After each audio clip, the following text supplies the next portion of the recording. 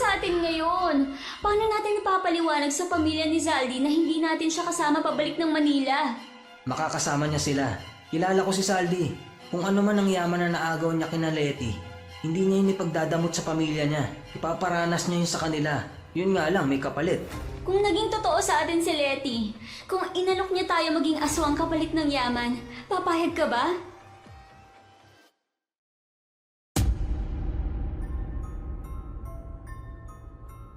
Sa palagay ko, magkakasundo tayong lahat pag sinabi ko na hindi madali ang buhay. Lalo pa kung bukod sa challenges ng normal na buhay ay salat ka pa sa yaman. Pero ano ang handa mong ibigay para umangat ka at umasenso? Ganyan po ang tema ng ating kwento ngayon. Pero bago ang lahat, kung bago ka pa lang dito sa channel, please like, subscribe, and hit the notification bell para updated kayo sa bawat kwentong ilalabas. May bago tayong storya 3 hanggang 4 na beses sa isang linggo. At ngayon, para sa tampok nating kwento.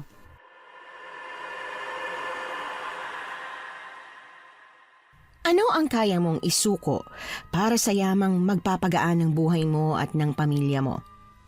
Kung itatanong sa akin ang tanong na yan, bago ko naranasan ang naranasan namin sa bantayan, malamang ay dignidad ang sagot ko. Pero matapos isuko ng dati naming kabanda ang pagiging tao niya kapalit ng tila walang hanggang yaman, masasabi ko na yun na ang pinakaimportanteng bagay na kayang ibigay ng kahit na sino para sa pera. Miss Anne, ako po si Wella. At ang kwento pong ito ay tungkol sa yaman at kung paanong kaya nitong lasunin ang utak ng isang tao. Yun oh! Kita mo yan? Sa'yo tumapat ha? Nasa'yo yung bibig, sa akin yung puwet. Ibig sabihin ako yung magtatanong at ikaw yung sasagot. Ano nga ba? Ba't parang nag-iisip ka na agad na ide-dare sa akin wala pa nga? Bago yan, tanungin mo muna ako kung truth or dare. Ha? Ganun ba yun? Hindi ba dare na agad? Di ba Daniel, dare na agad? Dare na, di ba? Sang ilalim ng bato ka ba nakatira dati? First time mo tong nalaro? Magtatanong muna talaga. Pipiliin mo siya kung truth or dare. We, parang hindi naman eh. Dapat dare agad. Tapos sa susunod na round yung truth naman. Ba't pa tinawag na truth or dare tong larong to kung di naman pala papipiliin yung nabunot? Nagsasalubong ang kilay at punong-puno ng pagsususpetsa kong tiningnan si Zaldi. Habang ang mata niya'y dikit na dikit pa rin sa amin ang kasintahan kong si Daniel, inabot niya ang bote ng beer. Nilagok niya ang natitirang laman nun bago siya bumuntong hininga at nagparaya. Ay, oo. Wala. Truth. Truth? Pambira. Ano ba yan? Ang corny. Bakit truth? Ano tayo mga high schooler? Dapat dare para masaya. Dali na, sige na, dare mo na. Mag-dare ka na. Ayoko! Alam ko yung ganyan tingin mo eh. Ibig sabihin yan may papagawa ka sa akin katarantaduhan. Ayoko mag-dare. Truth na lang. Ay, ano ba yan? Teka, sandali. Ang hirap naman pag truth eh. Sa kalagitnaan ng pagrereklamo niya, napatingin siya kay Zaldi. Para silang nag-usap gamit ang mga mata nila. Pagkaraan ng ilang segundo ay biglang tumikhim si Zaldi dahilan para ibalik ko sa kanya ang tingin ko galing kay Daniel na tahimik pero may pamimilit ko ring kinakausap gamit ang mga mata ko. Oo, sige, ito, truth. Pag nag-propose sa'yo si Daniel ngayong gabi tas sinabi niya na gusto niya na next month na agad ang kasal, papayag ka ba? Yung totoong sagot ha? Yung from the heart dapat. Hindi yung eetusin mo ako kasi ayaw mong masaktan ng boyfriend mo. Hindi. Hihindi ako. Ha? Hindi? Hihindi ka? Bakit ka hihindi? Akala ko ba mahal na mahal yung isa't isa? Tapos ngayon, hihindi ka? Pwede ba yun? Mahal mo yung isang tao pero di mo papakasalan? Ano yun? Nire-reject mo yung proposal? Okay. New rule. Kapag nasagot na yung unang tanong sa truth or dare, bawal na mag-follow up question, okay? Move on sa next round. Pakiramdam ko natutusta na ako sa init ng tingin ni Daniel pero umakto akong hindi ko yun napapansin. Gamit ang ngipin, nagbukas ako ng bagong bote ng beer na agad kong nilaklak habang pinaiikot ko ang bote sa panibagong round. Truth or dare? Teka, ha? Ba't ako yung tinatanong mo ng ganyan wala sa akin yung kabilang dulo ng bote? Kay Saldi kaya nakaturo, siya ang tanungin mo. Wala akong itatanong kay Saldi. Wala akong truth na gustong malaman kay Saldi. Sa'yo meron. Pero hindi ganun ang rule ng laro. Eh di new rule. Total tayong 3 lang naman na nandito. Gawin natin na kung kanino nakaturo ang puwet ng bote, siya yung magtatanong ng gusto niyang itanong sa kung sino. Hindi pwede, walang ganong laro Ako, may tanong ako sa sarili ko. Ako na lang din ang magtatanong sa sarili ko, ha? Ano, pwede ba yun? Sige, game. Saldi, truth or dare? Siyempre, truth. Teka. Ito. Can you make deal with the devil to make the midnight famous? Anong klaseng tanong yan? Siyempre, oo. Wala akong di kayang gawin para sa banda natin. Pagkatapos sagutin ni Zaldi ang sarili niyang tanong, hinawakan ko na ang bote para ispin. Pinigil yon ni Daniel sa kamano-manong minando para tumapat yon sa amin. Ayan na. Nasa iyo yung bibig, nasa akin yung pang-upo, nasa akin yung puwetan. Siguro naman pwede na. Truth or dare? Truth yung pipiliin mo, di ba? Kasi ayaw mong ma-dare ka. Wala ka sa mood? Tinatamad ka? Bakit? Bakit hindi ka? Bakit ayaw mo akong pakasalan?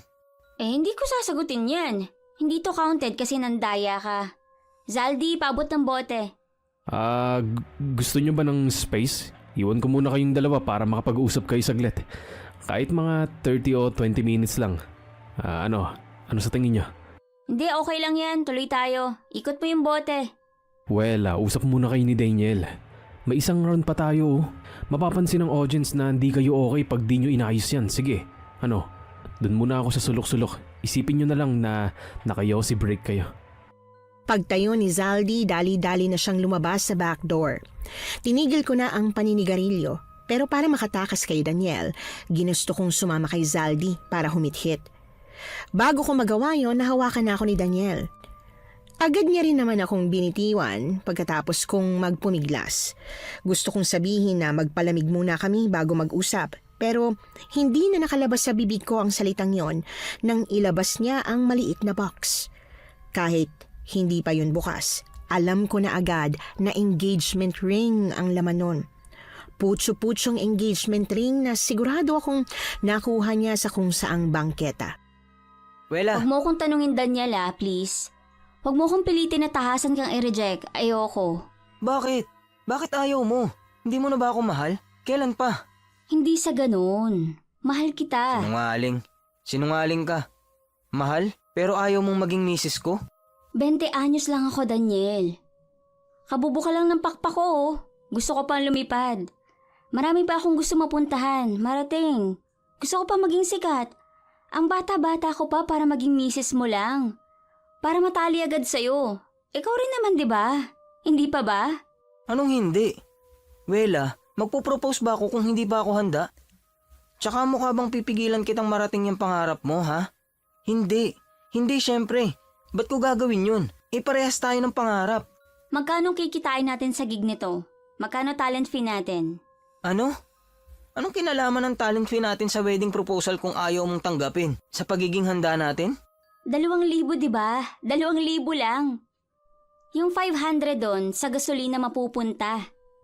Yung 300 to 400 sa pagkain pa natin mapupunta ngayong gabi. Yung may iwan pagkatapos nating ibawas lahat ng expenses, yun yung take home natin. So, magkano na lang tayo? 400 each? 350 each? Matumal lang ngayong gabi kasi walang masyadong customer. Pero pag meron, tiba-tiba naman tayo sa tip, di ba? Daniel, hindi mo pa rin ako maintindihan. Hindi mo pa rin talaga naiintindihan yung point ko. Sa trabaho nating to, hindi tayo pwedeng magpamilya na 2. Paano kung mabuntis na ako? Magkaanak na tayo tapos matumal. Anong sasabihin natin sa anak natin? Anak, huwag ka muna magugutom ha. Wala kasing tira sa kinita namin ng papa mo, bukas na lang. Baka bukas makalawa, swerte na. Baka bukas di na matumal. Ganun ba ang pagkakakilala mo sa akin, Wells? Tingin mo hahayaan ko mangyari yun? Na gugutumin kita? Kayo ng mga bata sakaling may anak na tayo? Ayoko na. Ayaw mo na. Sa akin? Sa atin? Makikipaghiwalay ka na? Tinatapos mo na? Paano yung banda? Ano mangyayari sa atin? Paano tayo tutugtog ng... Ayoko na rin tumugtog, Daniel. Tama si na Papa eh. Wala akong mapapala sa pagbabandang to. Ilang taon na natin tong ginagawa pero yung break na gusto natin, wala pa rin. Ni wala nga nakikinig sa original composition natin eh. Puro cover lang. Puro song request ng ibang banda. Hindi ba natatakpan ng pride mo sa tuwing pinapalitan nila yung kanta pagkanta natin ang kinakanta natin? Sana nakinig ako kay na Papa. Sana sumama na agad ako sa Japan. Kung ginawa ko yon, baka kasing ganda na rin ang buhay ni ating buhay ko. Nagsisisi ka? Nagsisisi ka na pinili mo ko nun? Na mas inuna natin ang pangarap natin kaysa sa maging praktikal? Tumikhim si Jared na siyang may-ari ng bar kung saan kami madalas na may slot. Sumenya siya na turn na ng banda namin in 10 minutes. Hindi ko alam kung gaano na siya katagal doon o kung ano na sa mga pinag-uusapan namin ang narinig niya. Ngumiti na lang ako. Pagsenyas kong mag-standby na kami, umalis na rin siya. Tapusin na lang natin tong gabi na to, tapos bahala na. Sagutin mo muna ako. Pag sinagot ba kita, papayag ka na? Makikipaghiwalay ka na? Kasi kung oo ang sagot ko. Nagsisisi ako na inuna ko tong peset suntok na buwan na pangarap natin kaysa pagiging praktikal. Daniel, hindi na tayo mga bata. Hindi pwedeng puro pangarap, asa at pagpapasa Diyos na lang. Kung mananalig tayo sa pangarap natin na parang walang nangyayari, mapag-iiwanan tayo ng panahon. Ayoko na in 10 years, nandito pa rin ako. Alipin pa rin at kumakanta pa rin ang kanta ng ibang tao. Hindi ganito yung pangarap ko. Pagluwag ng pagkakahawak niya sa braso ko, tuluyan na akong kumawala. Sinundo ko si Zaldi sa alley. Bagaman hindi niya narinig ang pinag-uusapan namin ni Daniel, alam kong meron siyang idea sa mangyayari na mawawatak at magkakasira-sira na ang grupo. First year high school nung nagkakilala kaming tatlo. Second year nung pinangarap namin magkaroon ng sariling banda. Third year nung ginusto naming maging sikat na OPM artist sa bansa.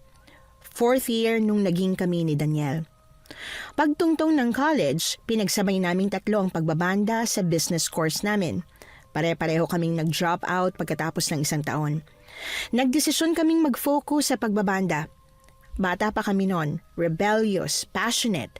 Pakiramdam namin, basta passion at pangarap, kaya naming igapang. Ngayong tumatanda na kami at namumulat na hindi kami habang buhay na bata, na nauubusan din kami ng panahon, natauhan ako. Ako ang unang nagising mula sa pantasya namin, kaya ang labas, ako yung masama. Ako yung walang puso. Good evening. Hello. Good evening din. May kailangan po kayo? May maitutulong po ba ako sa inyo? Hindi pa naman sure kasi kakausapin ko pa yung mapapangasawa ko. In case pumayag siya, dumadayo ba kayo para tumugtog sa kasalan? Teka, itatanong ko po sa leader namin Siya kasi yung nagdedesisyon pagdating sa ganitong bagay eh. Ganun ba? Oo, teka lang. Zalds! Zalds! Yoo! Dito, halika, dito ka muna saglit. Yes, what? Ano? Ano yun? Si Ma'am. Leticia, pero Leti na lang. Ano kasi, kami yung nagre-request ng mga original songs nyo kanina. Ay, teka, ito muna pala. Tip, okay na ba yan? Pagkakita sa tig-1,000 inabot niya na sigurado kung aabot ng 10,000 ay halos lumuwa ang mata ko. Kahit na nag-aalangan at parang hiyang-hiya siya nung una, tinanggap pa rin ni Zaldi yung tip ng babaeng may mahaba at tuwid na buhok. Yun na nga, so next week ikakasal na kami ng fiancé ko. Gusto ko talaga na may live band sa kasal namin eh. Ang kaso lang, hindi ko alam kung anong banda ang gusto kong tumugtog para sa amin. Pero ngayon alam ko na, kayo at yung original songs yung gusto ko para sa kasal. So ano, payag ba kayo? Tumatanggap ba kayo ng gig sa probinsya? Magkano kaya? Sana kaya ng budget. Probinsya? Destination gig. Mga ano yan eh. Sa tansya ko. 50K. Yan na yung max na kaya ko ilabas for talent fee. Pwede na ba yan? Kung mas mataas ang talent fee nyo dyan, baka pwedeng discount nyo na lang sa amin. Stretch na kasi yan eh. Hindi na namin kaya paglalampas pa. Well, we have a deal. 50K. Regalo na namin yung discount. Pwedeng-pwede na yan. Talaga? Naku, thank you. So, paano siste? Magda-down na ba ako? Kalahati? Upfront para masecure ko na kayo. Bibigay mo na agad yung 25K? Oh, teka. Pasimple kong sinenyasan si Zaldi sa pamamagitan ng pagkurot sa kanya. Pagkurot na pagkurot ko, malakas siyang sumigaw. Gulat na napatingin sa amin si Letty. Imbis magpaliwanag kung ano nangyari, nginitian na lang namin ang first big client namin.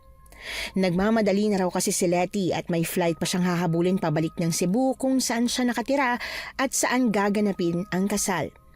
Iniwan niya na lang sa amin ang number niya at sa text or call na lang daw pag-usapan ng ibang detalye ng pagpunta at pagtugtog namin sa kasal nila. Kulit din naman talaga ng tadhana at pagkakataon, no? Kung kailan pasuko na tayo, saka pa tayo makakakuha ng ganito kalaking gig. Narinig mo naman yung sinabi niya, di ba? Sagot nila ng fiancé niya yung transpo. Ibig sabihin, hindi mababawasan tong 50,000. O bakit? Ngayon nga pala, nagkakalabuan pala kayo ni Daniel. Hindi niyo ba pwedeng santabi muna yung girian niyo? Unahin muna natin. Zalds, O bakit? Ano, bad news ba yan? next week dating ni na Papa eh. Uuwi sila rito para sunduin ako. Isasama na nila ako sa Japan. Agad-agad? Wells naman. Lead vocal ka. Ikaw nagbubuhat ng banda eh. Sigurado ako na boses mo ang dahilan kung ba't tayo nilapitan nung si Letty. Bukod sa mahihirapan kaming humanap ng bagong magbo-vocal, baka di rin pumayag si Letty pag wala ka. Sayang naman to pag nagkataon 50K na naging bato pa. Ano? Hindi mo ba talaga kayang i-delay muna yan ng isang buwan? Ha? 1 month? Ba't 1 month eh, isang araw lang ang kasalan? Ano, naisip ko lang na baka kaya pa. Na baka pwede mo pang bigyan ng midnight ng one last chance. Malay mo, after nito, bumukas na yung pintong matagal na nating inihintay bumukas. Tsaka baka si Letty na yung swerteng kailangan ng banda natin. Kung hindi, paano kung wala pa rin pintong bumukas? Kau naman, huwag ka namang magpakanega. Bawal pessimist, di ba? Number 1 rule natin yun. Wala rin naman tayo na pala sa pagiging optimistic natin eh. Gutom lang. Zalds, payag naman ako maging lead vocal sa kasal ni Letty. Pero yun na yun. Hindi ko na kayang umasa't maghintay sa wala lalo na't may naghihintay na rin trabaho sa akin sa Japan. O ano, sasama ka na ba sa pagmamanage ng family business nyo? Oo. Paano naman si Daniel? Paano kayo? Ganun-ganun na lang ba yun? Zalds naman, alam mo namang hindi rin madali sa akin to. Yung sa amin ni Daniel. Saka na lang. Kung kami naman talaga, 'di ba? Pag nagkita ulit kami, edi subukan ulit. Kung hindi, edi tapos na. Well, gano'n naman talaga, 'di ba? May mga bagay na kailangan tapusin pag kailangan ng tapusin. Mariin akong napapikit sa gulat nung may marinig akong kumalabog. Hinanap ko kung saan yun galing, pero likod na lang nang nagwo-walk out na si Daniel ang naabutan ko. Hahabulin ko sana siya nang pigilan ako ni Zaldi. Tinapik niya ang balikat ko sabay sabing siya na raw ang bahalang kumausap kay Daniel. Nung hindi na nahanap ni Zaldi si Daniel sa kahit saang sulok ng bar para makausap, ay hinatid na ako ni Zaldi sa bahay. Sabi niya, a-update niya raw ako pagkakita niya kay Daniel. Magdamag akong naghintay pero maski text, wala akong nakuha. 4:00 na ng madaling araw nung dapuan ako ng antok. Buong akala ko'y saglit lang akong nakapikit, kaya laking gulat ko nang pagtingin ko sa oras ay tanghali na. Bukod sa sandamakmak na missed calls at texts galing kay Zaldi na hindi ko nasagot, naalarma rin ako nang matanto kong sa pinto nga galing ang kalabog na gumising sa akin. Zaldi, bakit? Ano nangyari? Nakatulog ako eh, nakasilent pala yung phone ko. May emergency ba? Si Daniel ba? Bakit? Nasaan ba siya? May nangyari ba sa kanya? Okay lang ba siya? Oo, okay lang. Nandun siya sa sasakyan. Nasa sasakyan? Teka, ano bang ginagawa niyo rito? Saka yung mga call at text mo, para saan yun? Nagkausap ulit kami ni Letty sa phone kagabi. Pinapapunta niya tayo sa Cebu ng mas maaga. Gusto niya na may live band na rin para sa rehearsal dinner. Umuho na ako kahit di mo pa alam. Sayang kung hihindihan ko pa. Dinoble niya na kasi yung offer. Doble? 100K? Tas yun lang gagawin natin? Tugtog lang for 2 nights? Oo, ayos no. Swerte. Tiba-tiba tayo. Swerte talaga. Anong ibig mong sabihin, hindi ka naniniwala? Tingin mo, scam. Paano yun mangyayari nag-transfer na nga siya ng dagdag na 25,000. 50,000 na yung kabuuan ng perang hawak ko, no? Yun na nga, Zalds. Bagsak ang ekonomiya ng Pilipinas. Mahirap kumita ng pera. Di ka ba nagtataka kung ba't parang ang dali-dali para sa kanya maglabas ng ganong kalaking halaga? This whole deal just too good to be true, you know? What's the catch? Wells, taga Cebu siya. Kunot noong inabangan ko ang kasunod na sinasabi niya. Pinandilatan ako ni Zaldi na parabang nafo-frustrate na siya kasi hindi ko gets yung point niya. Wells, maraming mayayaman sa Cebu. Baka kaya madali para sa kanya maglabas ng ganito kalaking pera kasi barya lang to sa kanya. Kasi nga mayaman siya. Huwag mo sabihin gusto mo pang ipa-background checks natin si Letty. Ano gusto mo, hingian natin ng marriage license para masigurado nating may kasalan nga talaga tayong pupuntahan. Pwede ba yun? Tingin mo magbibigay siya? Kung ayaw mong sumama sa gig gawa nung nangyari sa inyo ni Daniel, pwede mo namang sabihin. Hindi yung pati ako inaaning mo. Hindi naman sa ganun. Kailangan ko to. Kailangan ko yung pera. Para kay Lola. Kailangan ko ng pera para sa cardio version niya. Alam mo naman yun, di ba? Na-ooperahan si Lola ngayong taon. Pag hindi pa yung nagawa ngayong taon, hindi na namin alam. Hindi na namin alam kung anong mangyayari. Hindi mo kami katulad. Ikaw may backup ka. Ako yung backup ng pamilya ko. Afford mong pagdudahan ng too good to be true na offer. Sana ako rin. Gusto ko rin isipin ang kaligtasan ko pero wala eh. Sa sobrang kailangan ng pamilya ko ang perang to, ang pwede ko lang gawin ay sumugal. Sumugal at manalangin na sana mali ka, Wela. Na sana generous lang si Letty at hindi too good to be true na offer. Pagkatapos ni Zaldi sa mahaba at nakakapagod niyang litanya, ay tuluyan na akong nilamon ng konsensya ko. Nagdadalawang isip pa rin ako.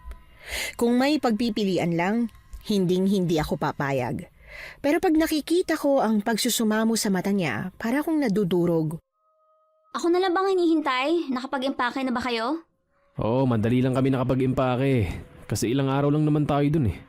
Ilang damit lang ang kailangan. Yung plane ticket sa Cebu meron na? Mag-e-aeroplano tayo, di ba? Huwag niyong sabihin magro-roro tayo. Aeroplano. Kung babiyahe tayo ng Roro, mas kihani mo ng mag-asawa ay baka di pa natin maabutan. Mag-e-empake lang ako at maliligo tas alis na tayo. Ka na maligo. Flight na natin in 2 hours oh. Magmabilis ang toothbrush ilamos at empake ka na lang. Sige ka. Pag tayo na iwan ng aeroplano, doon ko ibabawa sa parte mo yung pagre-rebook. Hoy, unfair naman yun. Kaya nga bilisan mo na. Hinawakan niya ako sa balikat, saka pabirong pinapasok sa loob ng bahay. Sa banyo ako diniretso ni Zaldi. Pagsara niya ng pinto'y nag-freshen up na ako ng mabilis. Kamuntik na akong mapasigaw sa gulat nung paglabas ko ay malapad na likod ni Daniel ang sumalubong sa akin. Anong ginagawa mo rito? Si Saldi. Nasaan si Saldi? Tumawag si Letty, sinagot niya. Ikaw, ba't nandito ka? Hawak ko ang damit at backpack mo. Ano sa tingin mong ginagawa ko? Di tinutulungan kita mag-impake, di ba? Ako na, akin na. Kaya ko na. Magbihis ka na. Mas matatagalan kung ikaw pa ang gagawa nito. Ang bagal mo pa naman kumilos. Daniel. Hindi kita guguluhin doon. Kung ayaw mo sa akin at sa buhay na meron ka kasama ako, hindi kita pipilitin, Wela. Gusto ko lang din na matapos na to. Sinabi na sa'yo ni Saldi, di ba? Kung ba't kailangan natin gawin ng gig kahit di natin alam kung anong klaseng lugar ba ang pupuntahan natin. San ba daw sa Cebu yung bayan ni Letty? Bantayan. Hindi na ba talaga magbabagong isip mo? Hindi na ako sumagot. Kinuha ko na lang yung pantalon at t-shirt na hinanda niya sa akin, tas pumasok na ulit ako sa CR para magbihis. Paglabas ko ron, wala na si Daniel. Wala na rin yung backpack. Sigurado kong dinala na niya yon sa sasakyan ni Zaldi. Ano, okay na? Tara na. Mauhuli tayo eh. Dito ka na lang daw sa shotgun maupo. Gusto daw matulog niyang si Daniel habang nasa biyahe tayo eh. Wala pa kasing tulog yan. Wala pa? Ba't wala pa? Ano bang ginawa niyo kagabi? San mo siya nahanap? Magdamag ako naghintay ng update mo pero wala akong napala. Aba, pasensya na ho ha. Nalaubat kasi ako tapos yung charger ko declip. Parang di mo naman alam na pag kailangan kong mag-charge ay kailangan ko rin alisin yung battery sa phone ko. Ay, bumili ka na kasi ng extra battery. Para pag nalobat yung isa, may pamalit ka kagad habang sinacharge mo yung lowbat. Hindi na. Hindi na kailangan. Kasi minimalist lang naman yung klase ng freestyle na meron ako eh. Sa Pasko. Yun na lang re-regalo ko sa'yo. Bibilihan kita ng 2 battery. Yun na lang kesa t-shirt na lagi naman ako namamali ng size ng bili. Nice! Tama yan, tama! Kay Daniel, anong ireregalo mo? Pag wala ka pang maisip, may suggestion ako. One more chance. Gusto mo yun, di ba pre? Tapos si Wells lang makakapagbigay sa'yo ng ganong regalo. Awit. Saldi, O bakit? Ayaw nyo kasing ipaglaban ang isa't isa eh. Naisip ko na kapag ako ang lumaban sa relasyon nyo, baka maayos pa. Hindi ba kayo pwedeng mag-meet in the middle? Mag-compromise, ganun. Sakto pagtingin ko sa rear view mirror ay ang paghila ni Daniel sa jacket na nakatakip sa mukha niya. Parang interesado siya sa kung anong kalokohang payo ang ipapauso ni Zaldi. May idea ka? Tuloy mo. Willing ako mag-compromise. O sige, di ba ayaw mong itigil tong pagbabanda? Dahil pagkanta ang passion mo. Ito ang buhay mo. Tapos si Wela, gusto nasa Japan. Di mag-Japan tayong 3. Mag full-time tayo bilang singer o entertainer sa Japan. Si Wela pwedeng sumideline pag kaya ng oras niya. O di kaya pag bored siya.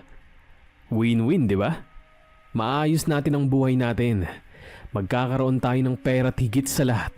Hindi nyo kakailanganing maghiwalay na parang wala kayong pinagsamahan. Wela? Nanatiling tikom ang bibig ko na para bang nawawala ang dila ko.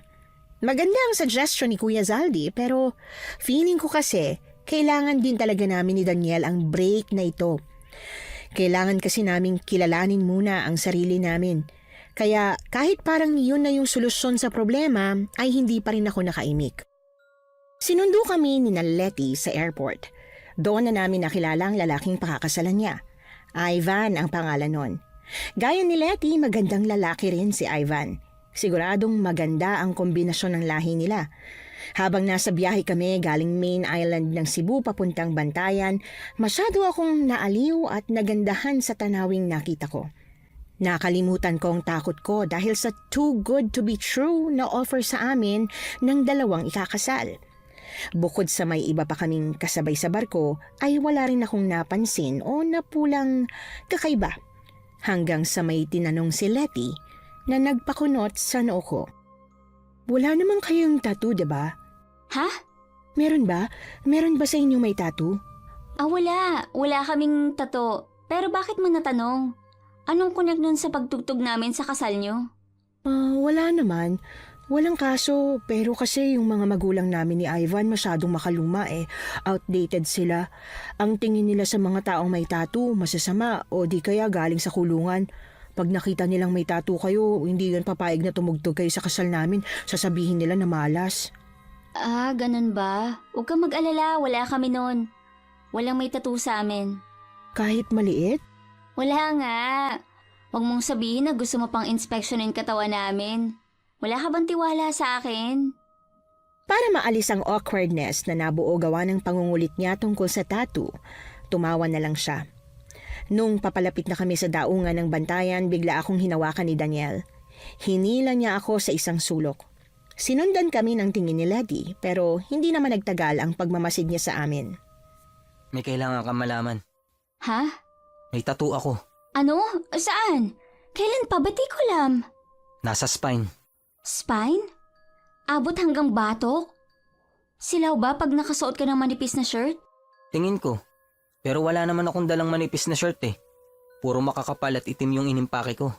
Yung totoo, saan nag-start? Matatago mo? Oo. Nasa pinakagitna siya ng spine ko. Hindi siya makikita kung hindi ako magta-topless. Plano mo mag-topless doon? At bakit? May sinabi ba akong meron? Tago mo yan Itago mo na mabutit hindi tayo pwede mabulyaso sa gig na to. Inaasahan ni Saldi to eh. Ipaalam ko ba sa kanya? Wag na.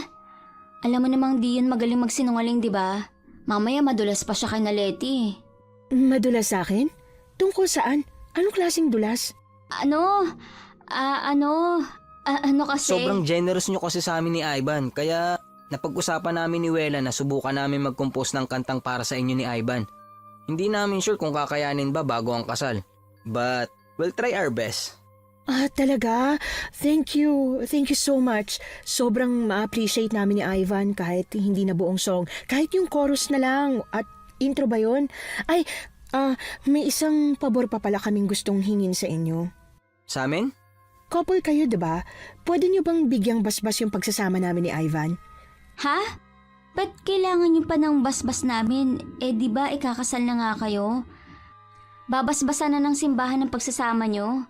Hindi ba't mas powerful ang basbas ng parit simbahan kaysa sa ibang ordinaryong couple? Hindi naman kami Catholic. Ibang relihiyon namin ni na Ivan. Tsaka yung panghihingi ng basbas sa couple na may matibay na pagsasama, isa yun sa tradisyon namin at nakasanayan. Pasensya na ha. Alam kong baka ma-weirdohan kayo, pero isa rin kasi talaga yun sa dahilan kung ba't nagustuhan kong banda nyo. Ramdam na ramdam ko kasi yung pagmamahal nyo sa isa't isa. Pero Walang problema. Kung paniniwala niyo naman pala tradisyon, di na ako magtatanong. Bibigay namin ni Daniel ang basbas namin sa inyo. Salamat. Tuwang-tuwa niya akong niyakap. Bago ko siya mayakap pabalik ay nanuot na sa balat ko ang lamig ng palad niya. Hindi yun pangkaraniwan. Hindi yun gawa ng malamig na panahon o ihip ng hangin. Yung lamig ng kamay niya ay parang maihahalin tulad ko sa isang bangkay.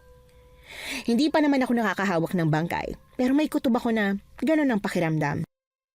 Habang abala kong tinitingnan ang naninindig kong balahibo, bigla na lang kumaway-kaway si Daniel sa harap ko. Ha? sabi ko bakit ka nagsinungaling sa kanya. Ba't di mo ko hinayaang sabihin yung totoo? Nahiwalay na tayo. Basta sumakay ka na lang sa kasinungalingang to. Ilang araw lang naman eh. Kaya mo naman sigurong umakto na ayos lang tayo, di ba?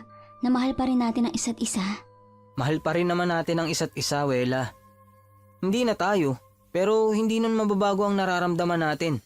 Unless na ma-fall out of love ka sa akin kaya ka nakipaghiwalay. Hindi. Medyo galit at harsh ang pagkakasabi ko sa'yo ng dahilan, pero yun talaga yun.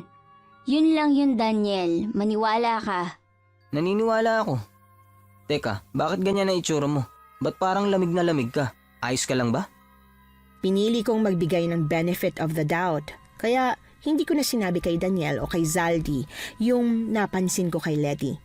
Kahit na paulit-ulit akong binabagabag nun. Dumating sa puntong ayoko nang bumaba ng bangka pagdaong. Pero pilit ko pa rin yung nilabanan at isinantabi. Ilang kilometro pa raw ang layo ng baryo ni na Letty sa daungan. Kaya kinailangan pa naming sumakay sa panibagong service na nag-aabang na rin sa amin. Sa tabi ng driver na upo ang mapapangasawa ni Letty. Si Zaldi at Daniel ay nasa likod para alalayan yung mga gamit naming hindi pwedeng masira. Bagaman ayoko nung una, wala akong choice kundi ang tumabi kay Letty at tiisin ang kakaibang pagtingin at parang pag-amoy-amoy niya sa akin. Kailan mo planong sabihin sa kanya? Planong sabihin sa kanya? Planong sabihin kanino? Planong sabihin ng ano? Hindi mo pa alam? Pagsulyap niya sa tiyan ko, ay wala sa sarili akong napahawak doon. Pakiramdam ko'y nabigyan ng kumpirmasyon ang hinala kong baka nagdadalang tao nga ako, na baka nasa sinapupunan ko na ang anak namin ni Daniel. Kabado kong nilingon si Daniel. Nang makita kong tulog siya, ay dahan-dahan akong bumalik sa dati kong ayo sa tabi ni Letty. Dahan-dahang gumapang ang kamay ni Letty sa kamay ko. Pinisil niya ang palad ko at napansin ko na lang na hindi maganda ang tingin ko sa kanya. Nang babawiin ko na ang kamay ko, mas humigpit ang pagkakahawak niya. Kailangan mo ba ng tulong? Gusto mo bang malaman kung tama ako? Hindi na. Hindi ko alam kung anong sinasabi mo. Hindi ako... Hindi, pero nararamdaman ko siya. Naririnig ko yung tibok ng puso niya. Babae siya. Wela, bakit? Ayos ka lang ba? Namumutla ka yata. Ayos lang siya. Napagod lang siya sa biyahe. Pagbunot... Loti! Nagulat, natigilan, at napatingin ang lahat sa gawin namin gawa ng bigla kong pagsigaw. Pabulong na humingi ng dispensa si Letty. Mariin kong pinikit ang mata ko at hindi na siya sinagot. Ilang saglit pa ay parang sirang plaka siyang paulit-ulit na nagtanong. Wala, sabi ko sorry. Wala, sabi ko sorry. Wala, sabi ko sorry. Wala, sabi ko... Oo na, okay na. Pasensya na rin. Hindi ko sinasadyang sumigaw. Wala, sorry. Patawarin mo na ako. Hindi ko sinasadyang magalit ka. Ayoko magalit ka. Hindi ka pwede magalit sa akin. Habang sinasabi niya ang mga katagang unti-unting tumakot sa akin, ay mas lalo niyang nilalapit ang mukha niya. Nung akmang hahawakan niya ang pisngi ko, ay pumagitna na si Daniel. Hinawakan ni Zaldi si Letty. Imbis na kumalma ay lalong nagwala si Letty na parabang sinasapian siya o di kaya'y unti-unti nang nawawala ng bait. Inutusan ni Ivan ang driver na igilid muna ang van. Paghinto ng sasakyan, agad akong bumaba at mabilis na lumakad palayo. Wells, ayos ka lang ba? Nasaktan ka ba? Nasaktan ka ba niya? Patingin ang mukha mo, patingin ang leg mo. Wala, ano nangyari? Ba't biglang nagkaganon si Letty? May nasabi ka bang hindi maganda? Nagkaganon siya kasi nasigawan mo yata siya eh. Anak ng putik, ang malas naman. Pero na naging bato pa. Mag-sorry ka kay Letty. Ano? Ikaw na lang ang magpakumbaba. Oo, nakita ko ang nangyari. Parang siya naman talaga ang mali pero kasi, paano pag bigla na lang siyang umatras? Sayang yun, sayang lahat. Sayang yung pera at yung pagod natin na bumiyahe rito. Ano? Ganyan ka ba kamukhang pera, Saldi? Nakita mo ang nangyari, di ba? Kung meron mang kailangan mag-sorry rito sa nangyari, yung weirdong babaeng yun. At hindi si Wela, siya ang biktima rito. Palibhasa kasi. Palibhasa ano? Ha? Kasi palibhasa, mas mahirap pa ako sa daga kaya gagawin ko lahat para sa pera. Wala akong sinasabing ganyan. Ikaw ang nagsabi niyan sa sarili mo. Tama na, pwede ba? Tama na. Biglang humilab at umikot ang sikmura ko. Wala pa akong kinakain simula nung umalis kami sa Maynila, kaya puro acid at tubig lang ang sinusuka ko. Nung mas kalmado at ayos ng pakiramdam ko ay saka lang ako nagmulat. Bumungad sa akin ang nag-aalalang mukha ni Daniel. Binuka niya ang labi niya, parang may gusto siyang itanong pero hindi niya tinuloy. Ayoko na. Ayaw mo na? Anong ibig mong sabihin? Anong ayaw mo na? Ayaw mo na sa banda? Ayoko nang ituloy ang gig na to.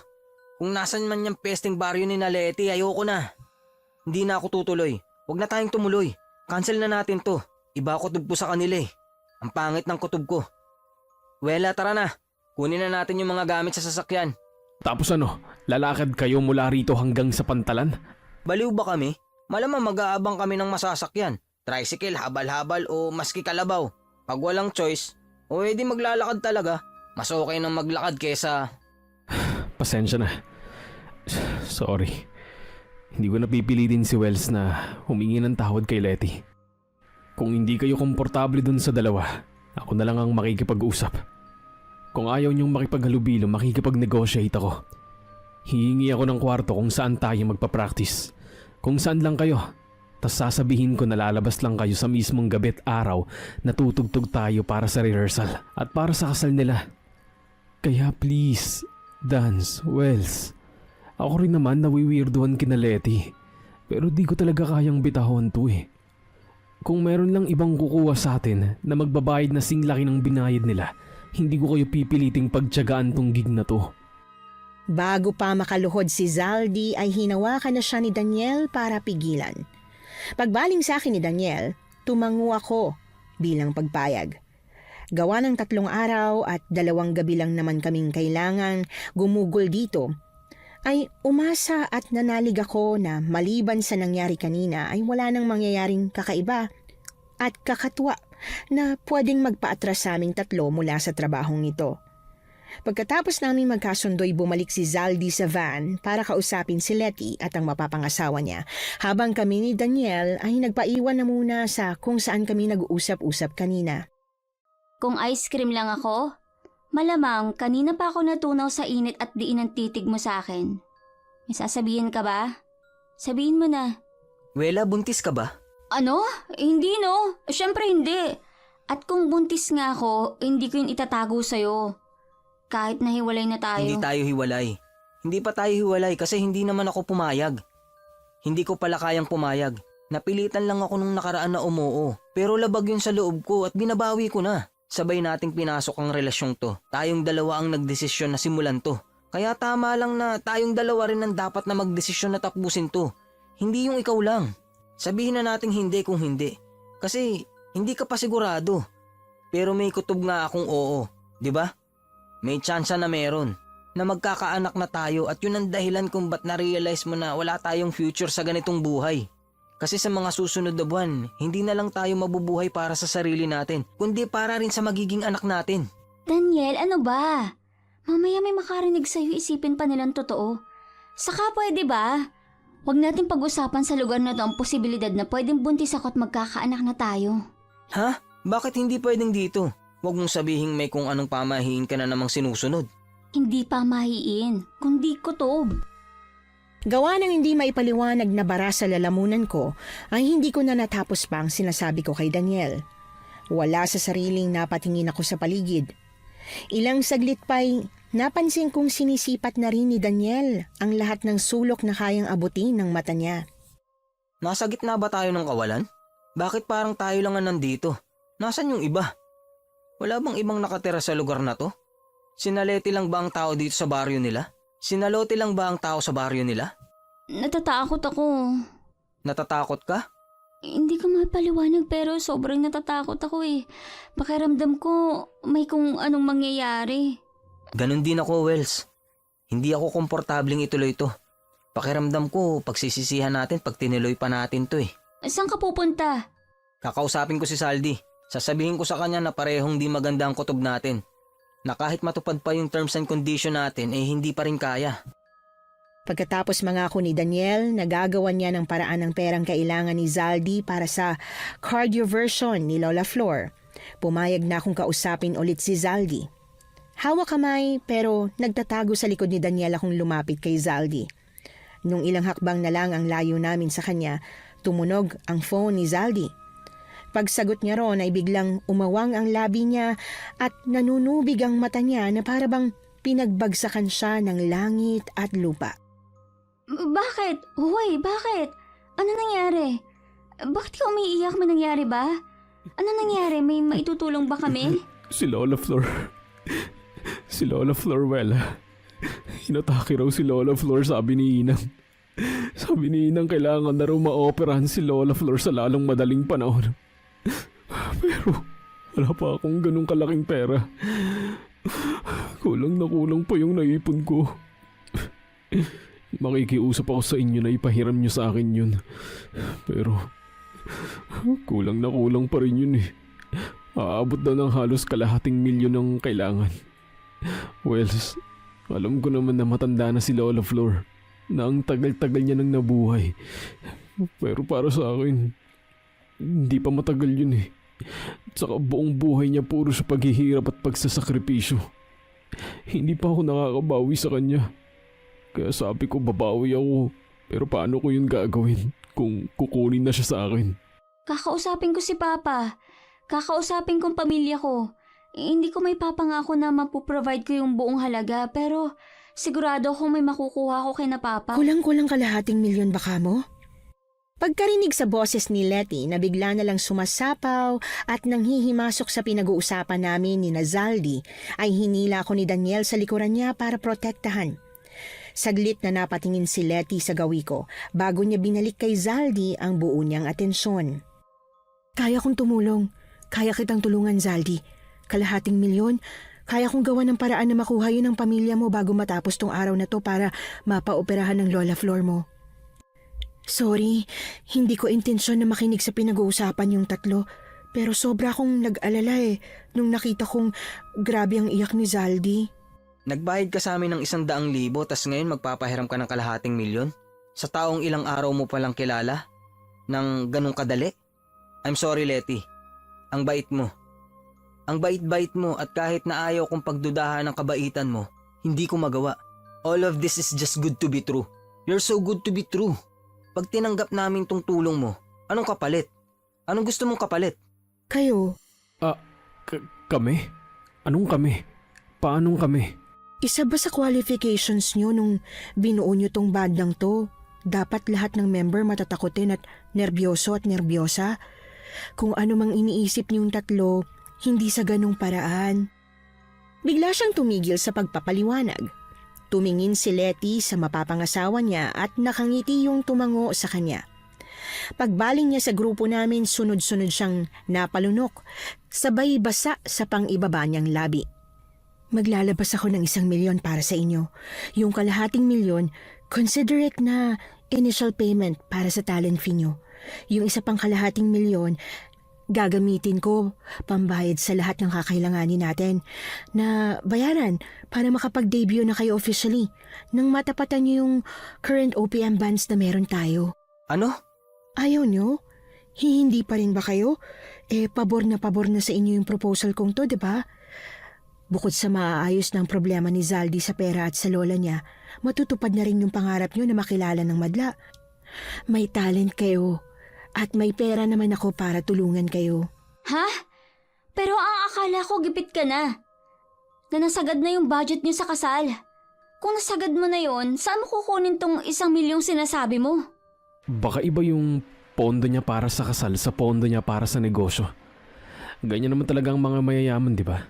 May mga pondo sila para sa iba't ibang bagay. Hindi mo na problema kung saan ko kukunin yung pera, Wela. Pag sinabi kong kaya kong ibigay yon, kaya kong ibigay. Ang kailangan yung problemahin bilang grupo ay yung mapapayag si Daniel. Bukod kay Wela, para kasing siya yung mas dudang-duda sa akin eh. Hindi naman sa dudang-duda. Conscious. This is the catch, Daniel. I want the 3 of you to be mine. Kung bilang artist at banda yan, walang problema sa akin. Malamang bilang artist ng startup company ko. Kung hindi para doon, ano sa tingin mong ibig kong sabihin? Ewan, pero mas mabuti na yung nagkakalinawan tayo. Feisty at medyo arrogante. Gusto ko yan. Magandang branding yan. Yan ang gustong-gusto ng mga babae at kabataan eh. Yung cold, tsaka aloof. Total, natural kang medyo maldito. Siguro, hindi ka na mahihirapan sa ganyang branding, no? Oh, ano? Hindi kita naririnig. Umaga pa lang, pero mas naririnig ko na yung ingay ng kuliglig kasi ayaw mo kong kausapin. At tumango lang siya, Letty. Madam Letty. Tumango naman siya. Ibig sabihin nun pumapayag na siya sa branding na yan.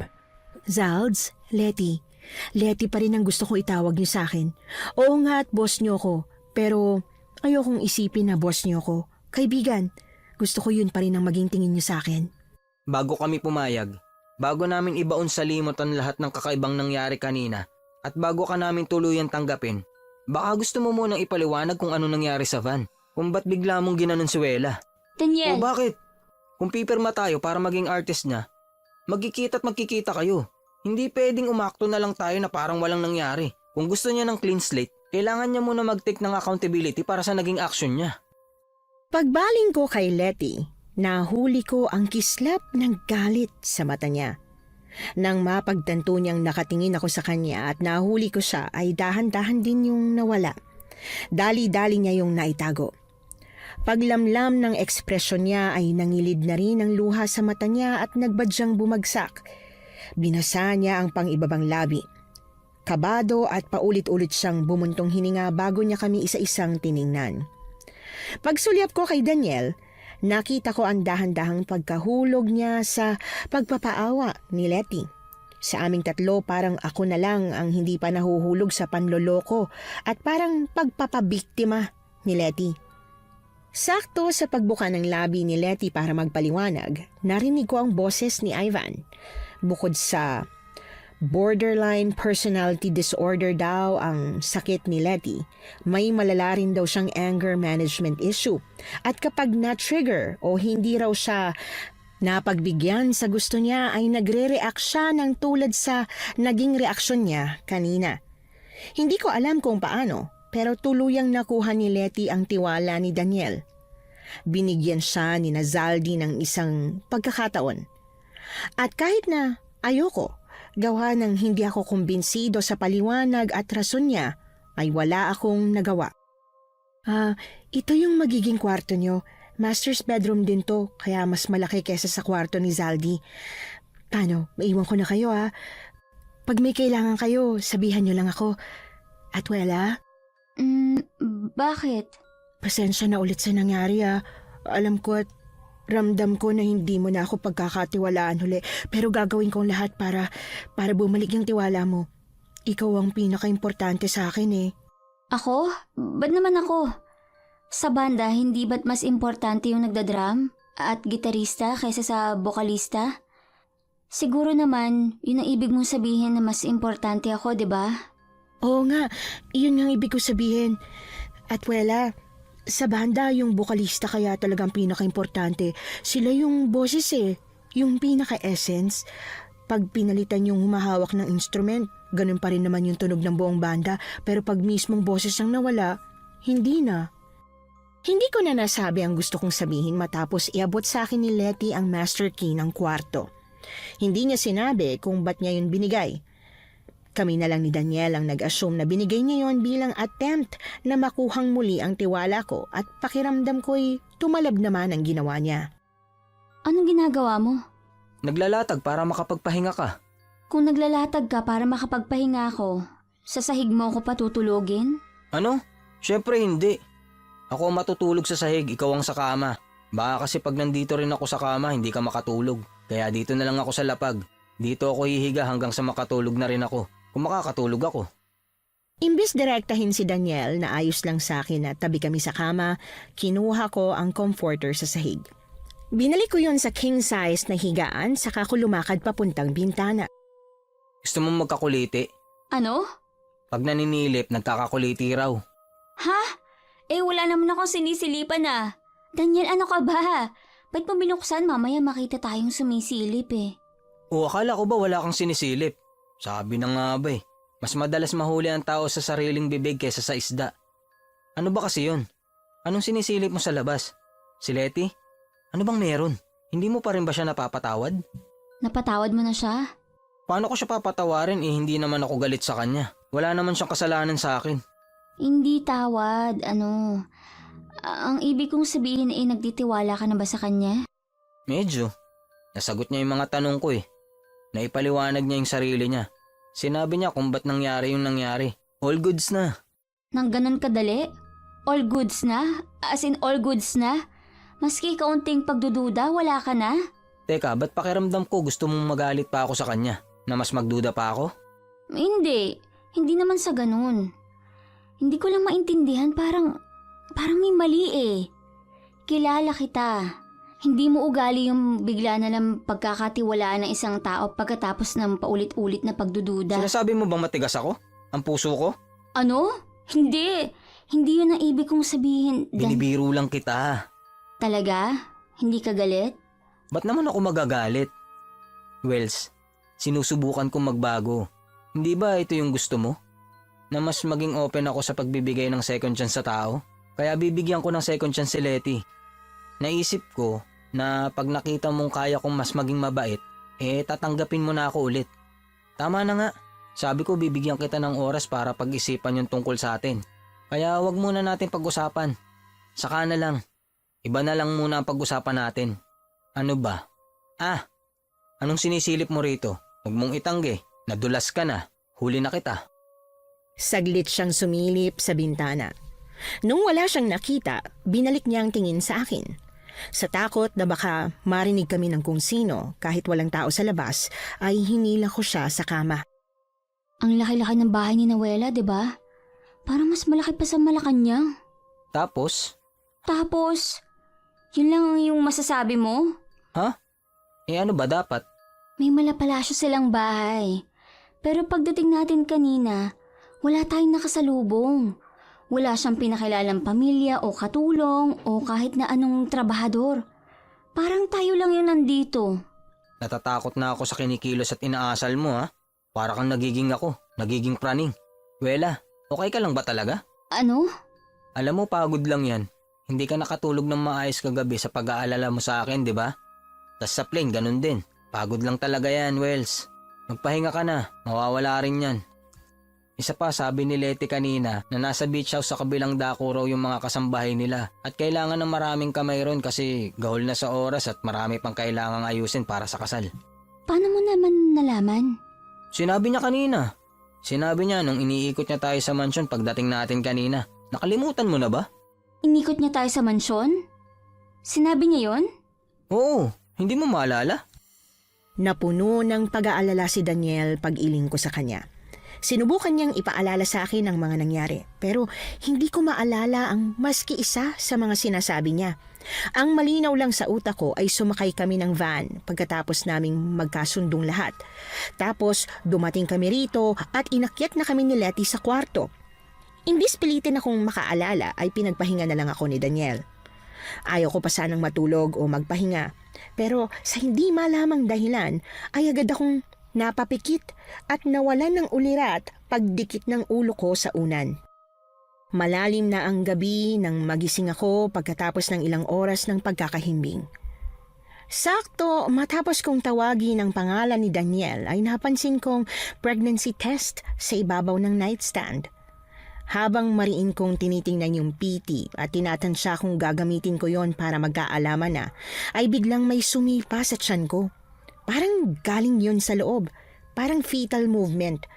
Pero alam kong imposible na fetal movement yon.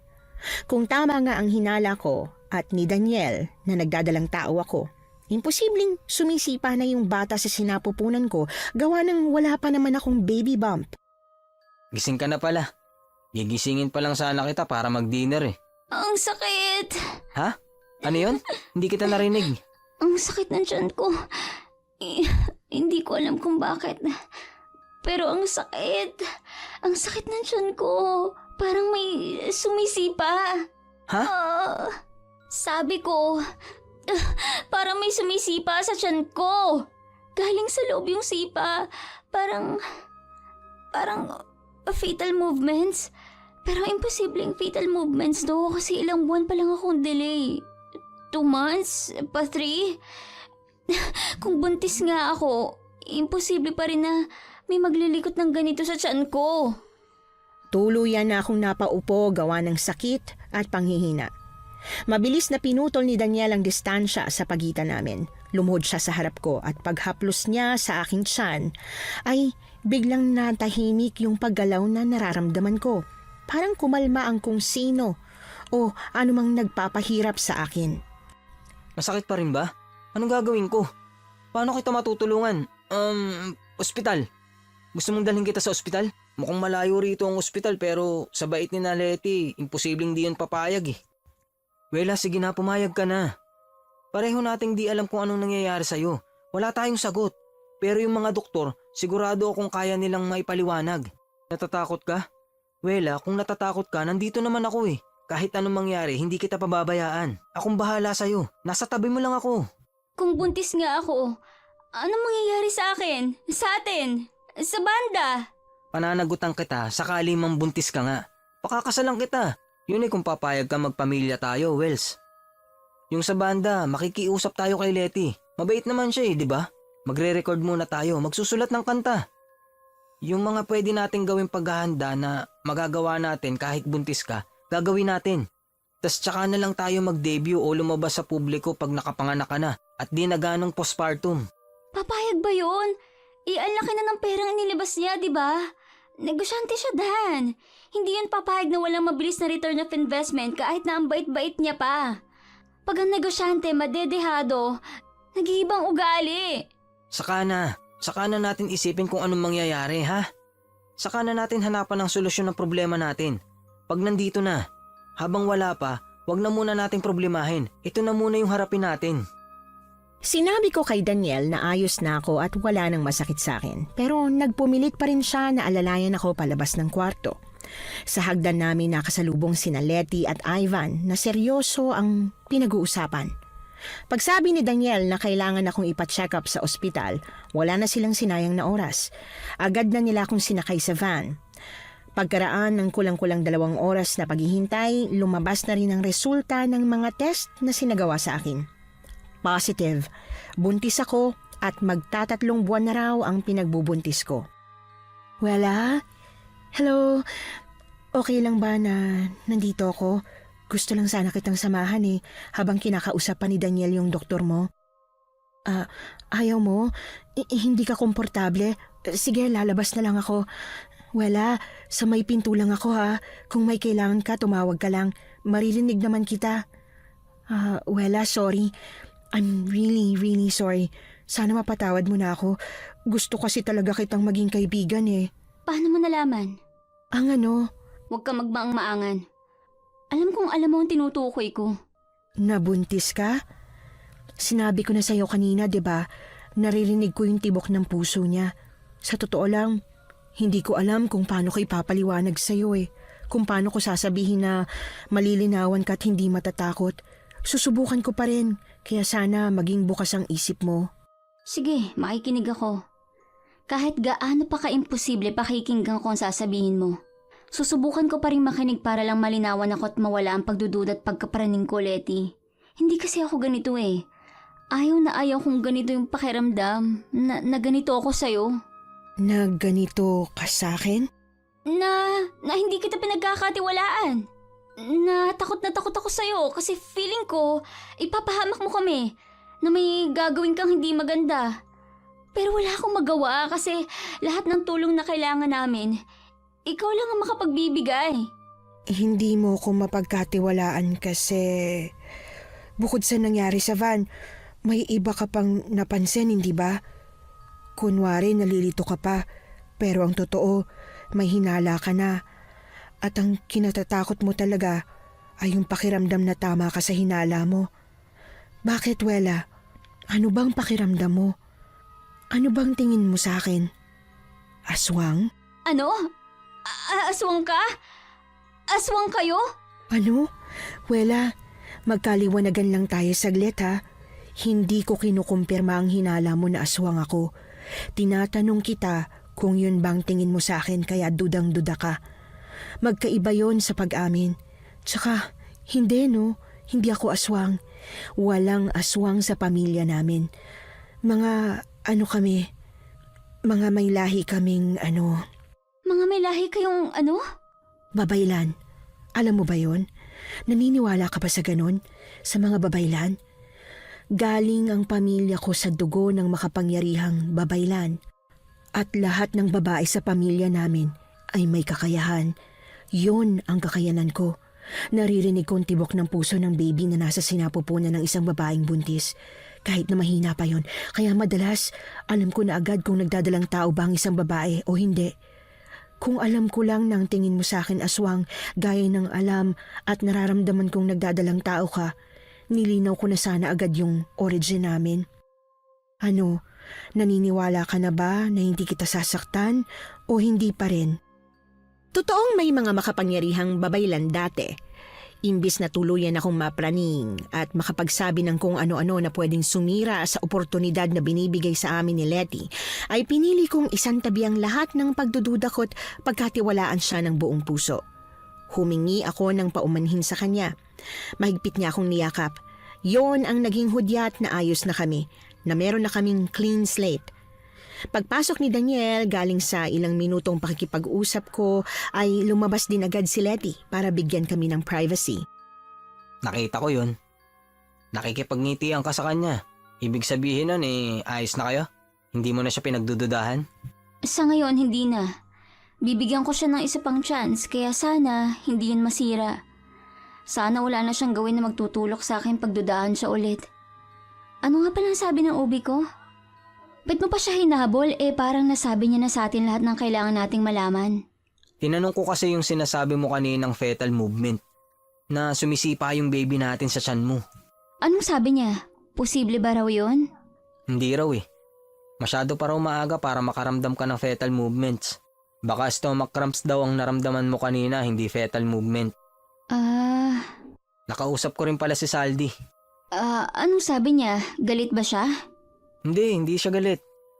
Kinausap niya raw sina Ivan at Letty. Magpuproceed tayo sa suggestion mo kanina, songwriting at kung ano-ano pang pagpiprepare sa album mga asikasuhin natin. Pag nakapanganak ka na at nakarecover, saka ilalabas ang album para sa debut natin. Dan, sorry.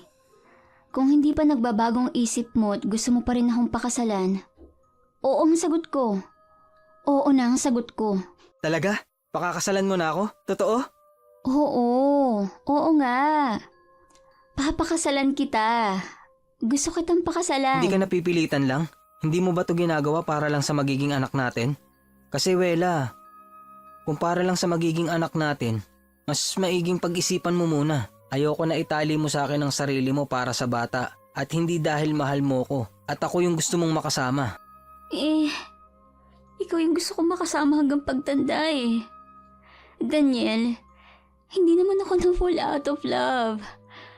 Mahal na mahal pa rin kita. Sadyang natakot lang ako kasi akala ko wala tayong patutunguhan. Pero Oo na, naiintindihan ko. Huwag ka nang umiyak. Sayang wala sa akin yung singsing. Nandun yun sa maleta sa kwarto eh. Pag uwi natin kina Leti, agad ko yung isusuot sa'yo. Oh, sabing tama na ang iyak eh. Makakasama yan sa baby. Wala pa naman akong panyo. Gusto mo ba na t-shirt ko na lang ang ipamunas ko sa luha mo, ha? oo, gusto ko. Akin na yan. Yan na lang ipapamunas ko sa luha ko. Bago ko mabawi ang biro ko ay nahubad na ni Daniel ang itim na t-shirt na suot niya. Ipupunas niya na sana yun sa pisngi ko nang biglang bumukas ang pinto at pumasok si Zaldi na ang tingin ay napako sa likod ni Daniel. Tama ba ako nang nakikita, Dan? Tattoo ba yan, ha? May tattoo ka? Ano? Dan, sumagot ka. Tattoo ba yan, ha? Bakit ka may ganyan? Kailan ka pa nagkaroon ng ganyan? Salds, magpapaliwanag ako. Sandali lang, okay? Teka lang. Huwag mo akong hawakan. Baka marinig ka ni Leti. Ano ba? Oo nga, Zaldi. Alam mo, Wela, Oo, pero kahapon ko lang din nalaman na may tattoo siya. Nung nagtanong si Leti at umuo ako. Hindi ko pa alam. Huli ko nang nalaman. Saan ka pupunta? aamin ako kay Miss Letty. Sasabihin ko sa kanya na may tattoo si Daniel. Ano? Saldi, wag na. Itatago ko naman Pero eh. paano pag nalaman niya pa rin? Kondisyon niya to, Dance. Isa to sa iilang mahigpit niyang kondisyon. Pag nalaman niyang nagsisinungaling tayo, baka hindi niya tayo mapatawad. Baka magkandaleche-leche pa ang lahat. Hindi niya malalaman. Promise, gagalingan ko sa pagtatago. Hindi ka ba natatakot na baka pag nalaman niya mas lalong mabulilyaso yung magandang bagay na nangyayari sa atin, ha, Saldi? Manahimik ka na lang muna. Itago muna natin ang tungkol sa tattoo ko hanggang sa matapos ang kasalan. Pagbalik natin sa Manila, ipapatanggal ko to kaagad. Promise? Promise. O sige, basta itago mo yan ng mabuti ha. Ayaw kong malaman niya yan. Baka magalit yun eh. Tapos biglang singilin yung kalahating milyong binigay niya para kay Lola. Oo nga pala, nakuha mo na yung pera? Talagang naglabas siya ng kalahating milyon? Oo, pagkatid niya sa inyo sa kwarto niyo. Bumalik siya sa kwarto ko kasama yung accountant niya.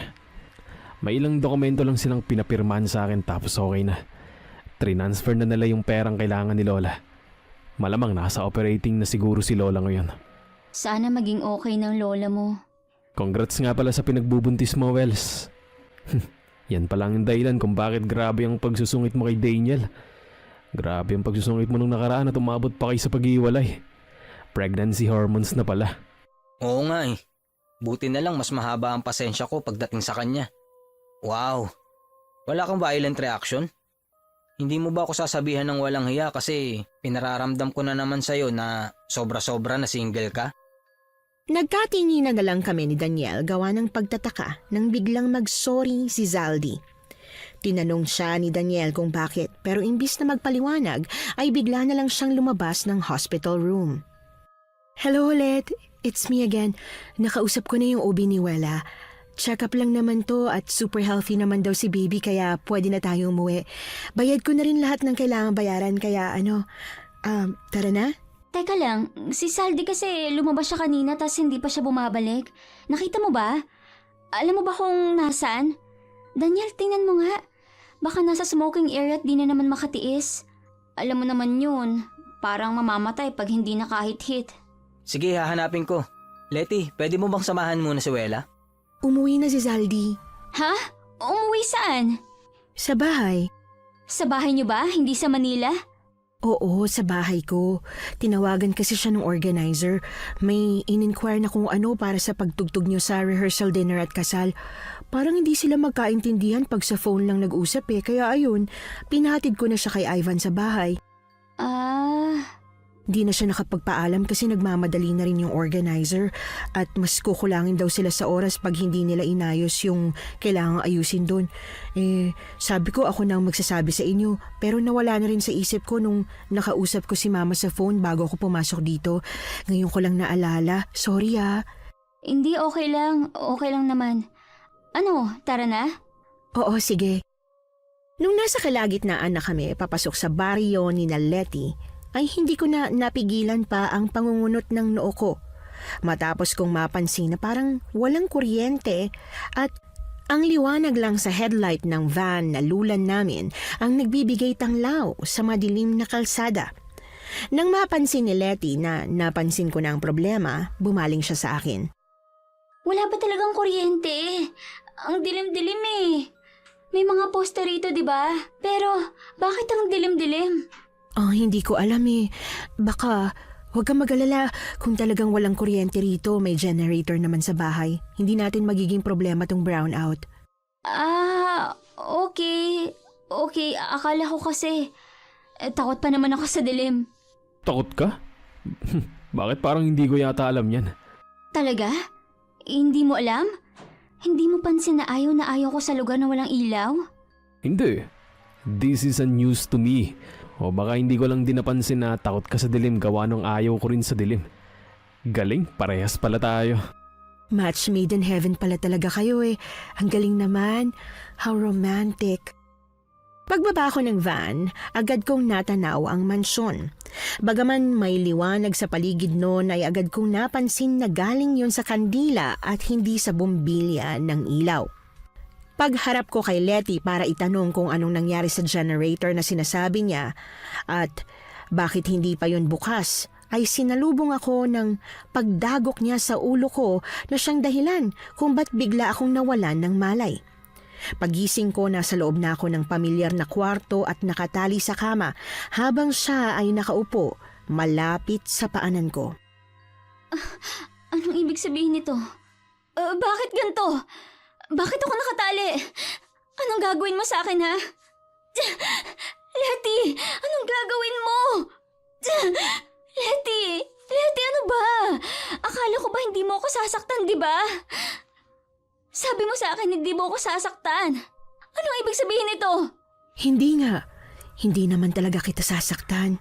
Sa isang kondisyon. Kondisyon? Anong kondisyon? Sina Daniel? Nasaan sina Daniel? Sina Saldi? Anong ginawa mo sa kanila? Nasaan sila?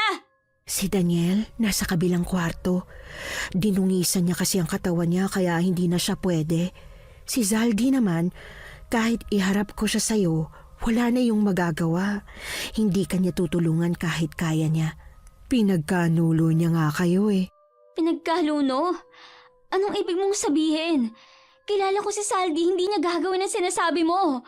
Mahal kami nun eh. Kahit na kailan, hindi niya kami tatry rin. Sigurado ka bang hindi? Sigurado ka ba na para sa kanya ay kayo ni Daniel ang pinaka-importante? Hindi ang magandang buhay? Hindi pera? Hindi buhay na walang hanggan? Hindi mga bagay na meron kami? Hindi kita naiintindihan. Yung sinabi kong galing kami sa lahi ng mga makapangyarihang babaylan. Totoo naman talaga yun. Babaylan naman talaga ang mga ninuno namin dati. Pero sinumpa sila eh. Gawa ng sumpang yon, naging aswang sila. Bangkilan. Yun ang tawag sa kanila. Bangkilan? Hindi ba't aswang yon? Eh di tamang hula ko? Aswang ka? Tas si Saldi, sinasabi mo bang kauri mo na siya ngayon? Pumayag siyang maging aswang? Kapalit ng yaman na meron kayo? Tas kami ni Daniel, paano kami? Nanganganib na ang lahi namin. Konti na lang, mauubos na kami. Hindi kami pwedeng basta manguha ng tao sa paligid kasi makakatunog ang mga taong hindi dapat makatunog. Kaya kailangan galing sa malayo. Umuuman kayo ni Daniel o humindi, magiging tulad ko sana kayo. Pero gawa ng tattoo niya, hindi na siya pwede. Kaya ikaw na lang at ang magiging anak mo. Pag naging aswang ka habang pinagbubuntis mo ang bata sa sinapupunan mo, lalabas siyang aswang. Magiging mas espesyal siya, mas makapangyarihan. Matapos kong makalasang taling siyang dahilan kung bakit hindi ako makaalis sa kama, ay dali-dali akong bumangon. Binasag ko ang bintana at agad na pinulot ang tipak ng bubog, sabay turo nun sa sinapupunan ko. Si Daniel, dalhin niyo ako kay Daniel. Dalhin niyo ako kay Daniel kung ayaw niyang patayin ko tong batang to. Ito talagang paka niyo, di ba? Hindi ako kawalan sa inyo, pero kawalan ng batang to. Kaya mong patayin ang anak mo? Hindi nagagana sa akin yung mga mind games mo, Letty. Kung gusto mo ako mapasunod gaya ni Saldi at maging tulad niyo para mapakinabangan ng bata sa sinapupunan ko, ibigay niyo sa akin ang hinihingi ko. Ibigay niyo si Daniel! Total, hindi na siya po pwede maging aswang, di ba? Pakawalan niyo na lang siya. Pag hinayaan niyo siyang umalis, papayag na ako maging kagaya niyo. Gagawin kong ginawa ni Saldi. Magpapasakop na rin ako. Basta gaya niya, ibigay niyo rin ang gusto ko. Pero mahal na mahal ka ng lalaking yun. Tingin mo ba, hindi yun babalik dito para iligtas ka? Mayaman ka, di ba? Hindi ko alam kung gaano ka kayaman pero sigurado ako na pwedeng-pwede tayo magtago ulit sa ibang lugar. Sa ibang probinsya. Yung hindi niya tayo masusundan. Ano? Ibibigay mo ba ang gusto ko? O gusto mong... Sabay kaming napatingin ni Letty sa pinto matapos yung biglang bumukas. Walang pumasok, kaya napilitan siyang tingnan kung ano ba ang nangyayari. Pagtapat niya sa pinto, ay biglang may humablot sa kanya. Malalim na sinugatan ng kung sino ang leeg niya, saka siya binudbura ng asin, dahilan para unti-unti siyang malapnos hanggang sa tuluyan siyang mawala. Halika na, kailangan na nating umalis. May naghihintay sa ating bangka. Daniel, si Saldi. Hindi ko maintindihan kung paano siya naging aswang o kung kailan pa. Pero aswang siya. Katulad siya nila. Niloko niya tayo. Alam ko, Alam mo? Paano? inamin niya sa akin. Hindi kinaya ng konsensya niya na maging aswang ka at ang magiging anak natin. Kaya sila Letty naman ang tinraidor niya. Wala na si Ivan, napatay niya na. Pwede na tayong tumakas, halika na. Eh, yung iba, hindi ba't marami sila? Napatay niya rin? Si Letty, Ivan at yung driver na lang ang tanging natitira sa lipon nila. Sila lang yung mga nakaligtas nung inatake sila ng manunugis.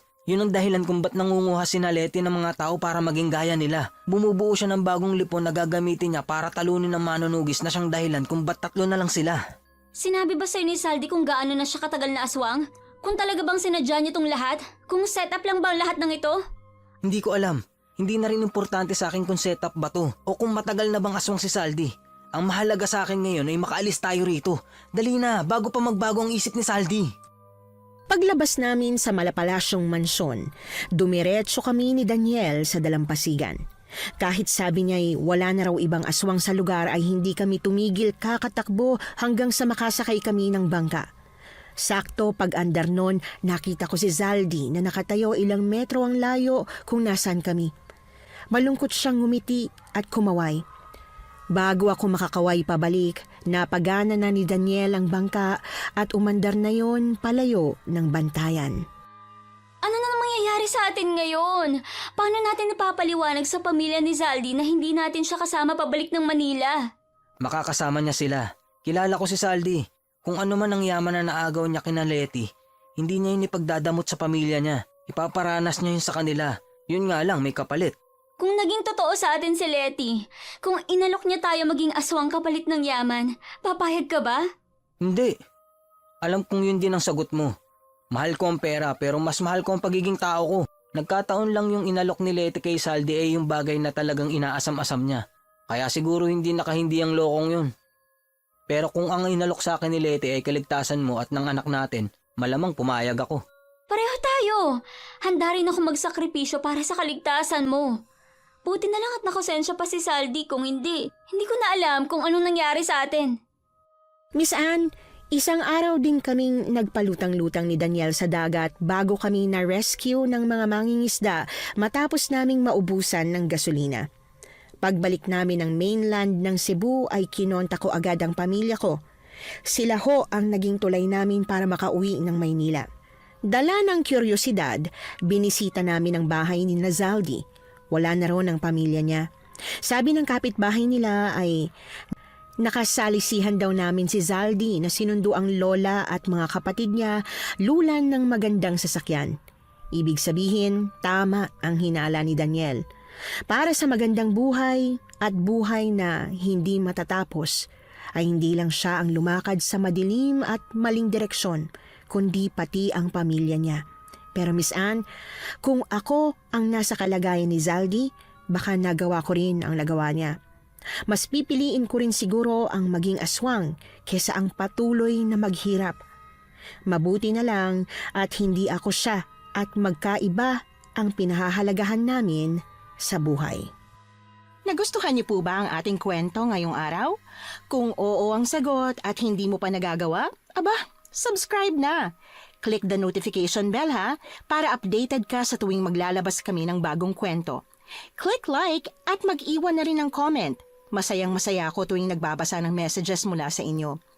At kung may sarili kayong karanasan na gusto nyong ibahagi sa amin, email lang sa missanhorrorstories@gmail.com. Dire-diretso lang, missanhorrorstories@gmail.com. Malay nyo, sa susunod, yung kwento na ninyo ang binabasa namin para sa ating mga tagapakinig. Hanggang dito na lamang muna at muli po, ito po ang inyong si Miss Anne. Nagpapasalamat sa inyong patuloy na pagmamahal at pagsuporta.